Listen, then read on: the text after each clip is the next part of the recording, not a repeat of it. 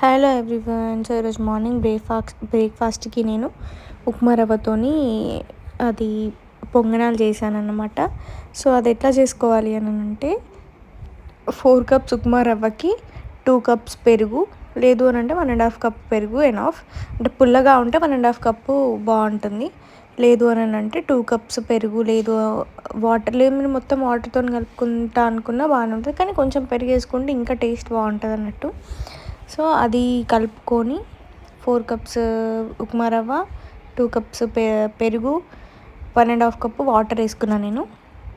So అలా కలుపుకొని పక్కన పెట్టేసుకొని ఒక 20 మినిట్స్ పక్కన పెట్టేశాను. సో అంతలోపు నేను ఆనియన్, మిర్చి అండ్ క్యారెట్, కరివేపాకు కట్ చేసుకొని మళ్ళీ అందులో మిక్స్ చేసి 10 మినిట్స్ పక్కన పెట్టేశాను అనమాట. సో మనకి ఏంటి అని అంటే ప్లెయిన్గా కూడా వేసుకోవచ్చు. మనకి ఇవన్నీ వేస్తే ఏంటి అని అంటే కలర్ఫుల్గా ఉంటుంది, టేస్ట్ కూడా డిఫరెంట్ ఉంటుంది. కొంతమందికి ఇప్పుడు చిన్నపిల్లలు ఉంటారు కదా, వాళ్ళకి చట్నీ లేకుండా కూడా ఈ పొంగనం ఒకటి ఇచ్చినా తినేస్తారనమాట చట్నీ లేకుండా. సో అట్లా. సో దాని తర్వాత ఇంకా నేను స్టవ్ మీద ప్యాన్ పెట్టేసుకొని అందులో ఆయిల్ వేసేసుకొని పొంగనాలు వేసేసాను. టేస్ట్ అయితే చాలా బాగుండే. ఎవరైనా ఇప్పటికీ ట్రై చేయకపోతే ట్రై చేయండి. సో నేను ఈ పిండితోనే నేను ఇవి కూడా అంటే దోశతోని ఊతప్పం కూడా వేస్తాం కదా. సో నేను ఈ పిండితో కూడా ఊతప్ప వేసాను అనమాట. అది కూడా చూడండి, అది కూడా బాగుంటుంది. అట్లా కూడా చేసుకున్నా బాగుంటుంది టేస్ట్.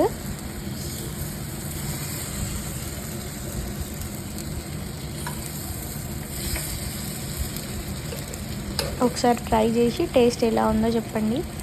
సో నేను ఊతప్పం కూడా నేను వేసాను. ఊతప్పం కూడా చాలా టేస్ట్ చాలా బాగుంది.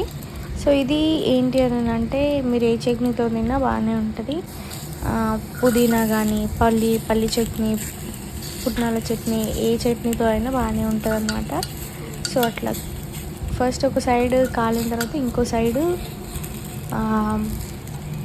తిప్పేసుకోవాలన్నట్టు.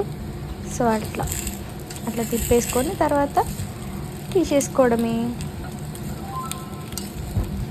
సేమ్ మనకి దోశ పిండితో కదా పొంగనాలు ఎలా చేసుకుంటామో సేమ్ ప్రాసెస్. కానీ ఏంటి అని అంటే ఇందులో క్యారెట్ అవి యాడ్ అవుతాయి అన్నమాట. అందులో కూడా మనం కట్ చేసుకొని వేసుకోవచ్చు. అట్లా చాలా టేస్ట్ అయితే చాలా బాగుండే. మాకైతే నచ్చినవి మా ఇంట్లో అందరికీ. మేము ఎప్పుడెప్పుడు చేసుకుంటాం అన్నమాట. సో అట్లా మీకు కూడా చేసుకోవాలని ఎవరైనా ట్రై చేయకపోతే ట్రై చేయండి. టేస్ట్ మాత్రం చాలా బాగుంది. సో లాస్ట్లో నేను ఊతప్పం కూడా వేసాను, చెప్పాను కదా ఆల్రెడీ. ఊతప్పం కూడా వేసాను. ఊతప్పం కూడా టేస్ట్ బాగుంది. సో వీడియో కనుక నచ్చితే లైక్ చేయండి, షేర్ చేయండి, కామెంట్ చేయండి, సబ్స్క్రైబ్ చేసుకోవడం మాత్రం మర్చిపోకండి. బాయ్ అందరికీ.